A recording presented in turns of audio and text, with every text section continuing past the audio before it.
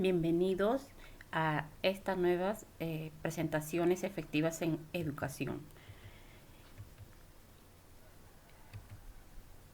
Aquí les vamos a dar a conocer cuál es la misión en estas presentaciones. Indiscutiblemente vivimos en una sociedad en la que la imagen y el sonido priman sobre cualquier otro canal de comunicación.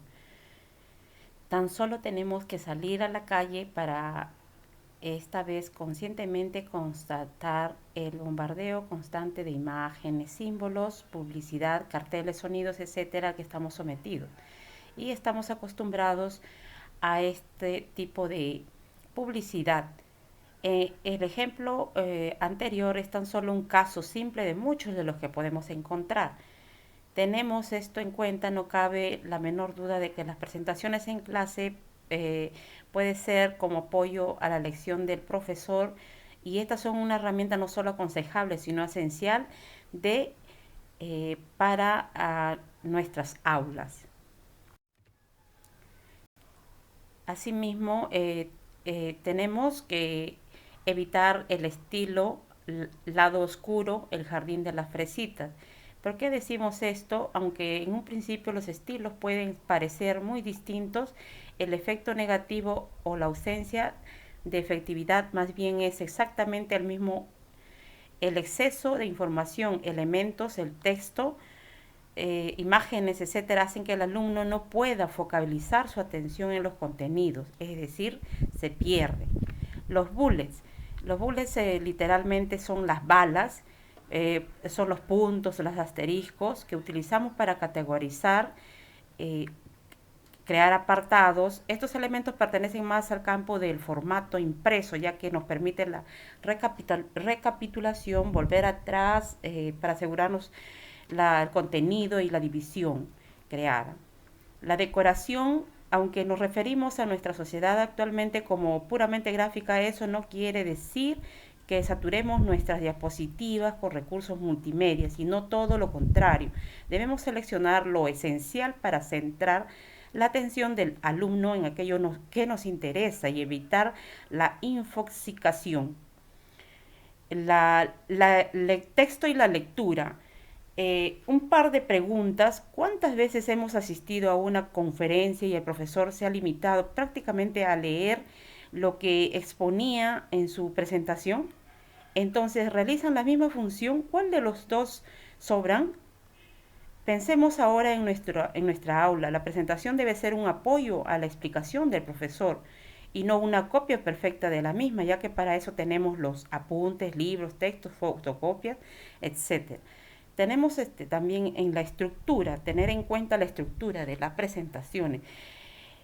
La presentación no es completamente lineal. El texto impreso sí lo es, si dotamos a nuestros textos de estructura, coherencia y cohesión. ¿Por qué no lo hacemos con nuestras presentaciones? Al igual que los textos. Y también en las animaciones y multimedias. Las animaciones, videos y sonidos pueden parecer graciosos e interesantes en un primer momento, pero en exceso pueden entretener en detrimento de los contenidos importantes de la presentación. En el número 2 tenemos los primeros pasos. El presentador, es decir, el profesor,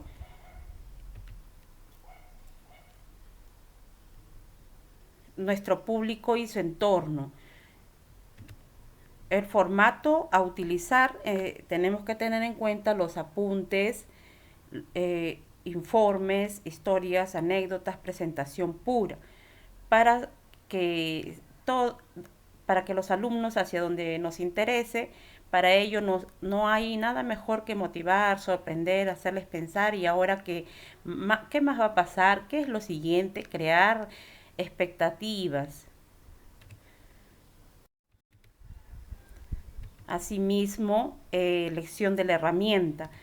En la elección de la herramienta es muy importante. En esta elección de la herramienta podemos elegir, tenemos variedad de herramientas como el Microsoft Office, es decir, el PowerPoint, el GIF-Drive, es decir, presentaciones del Open Office, el Impress, Prezi, muchas veces solicitadas y utilizadas por los docentes, el software propio de PDI y el LeaderGoal y muchas otras herramientas. En el número 3 tenemos la fase inicial, es decir, la idea principal de la línea argumentada y el título. Tenemos como punto principal buscar el tema, es decir, anotar con detalles lo que va a entrar en la presentación. Luego buscar la palabra clave, es decir, destacar los términos más importantes de la anotación anterior. Y generalmente lo más importante es buscar el título, es elaborar una frase que recoja los términos claves anteriores, es decir, que enlace la palabra clave y el tema. En el, también tenemos tormentas de ideas, edición de los 10 pasos. En la edición de los 10 pasos tenemos una sola idea, generar ideas, agrupar las ideas en 3 bloques, descartar ideas, crear un título para cada bloque, es decir, para cada presentación. En el número 6 tenemos que crear un organigrama basado en 3. En el número 7, organizar los elementos en cada bloque. En el número 8, sustituir o acompañar ideas por imágenes. Es decir, utilizar en vez de palabras imágenes. Buscar contrastes. Es decir, si la presentación tiene un color, las letras tienen que tener un determinado contraste con las imágenes. Y por último, el número 10 es revisar el cuadro completo y realizar los ajustes, es decir, revisar la presentación completa y si hay que realizar algunos ajustes, se realizan. En el número 4 tenemos la fase de desarrollo. Aquí se pretende que todos los materiales que tenemos a nuestra disposición procedemos al diseño y de creación de la presentación para facilitar la tarea de crear una plantilla personalizada y como consejo jamás utilizar las que aparecen por defecto en los programas o servicios de creación de presentaciones. Luego es crear una estructura formal en regla de 3.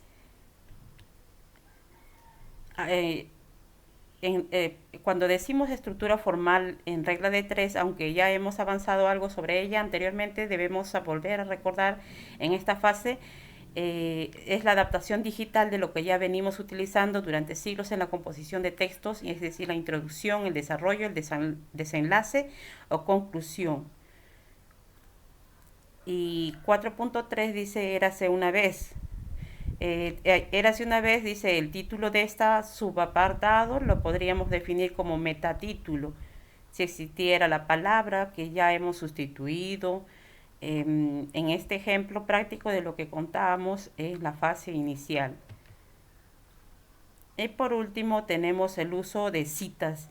En este elemento otro elemento reseñable a introducir en las presentaciones son las citas, aunque puedan parecer pedantes, pero solo si no están bien seleccionadas, utilizadas en exceso, son realmente efectivas a la hora de dar credibilidad a lo que estamos presentando. En el número 5 tenemos el diseño. En el diseño tenemos que evitar lo siguiente: los fondos demasiado elaborados, los textos que no resultan o no resaltan lo suficiente, el exceso de texto, la utilización de logos, el uso de los bullets, categorizantes, listados, etc. Y lo que sí debemos hacer es ser generosos con los espacios en blanco. Si utilizamos algún color para el fondo, este debe permitir el contraste con el color del texto. Además, también plasmar una idea por diapositiva que nosotros explicaremos, no leeremos desde la pantalla. La decoración de la diapositiva se convierte en un ruido, por tanto debemos utilizar solo aquello que apoye la idea o vaya en lugar de la idea.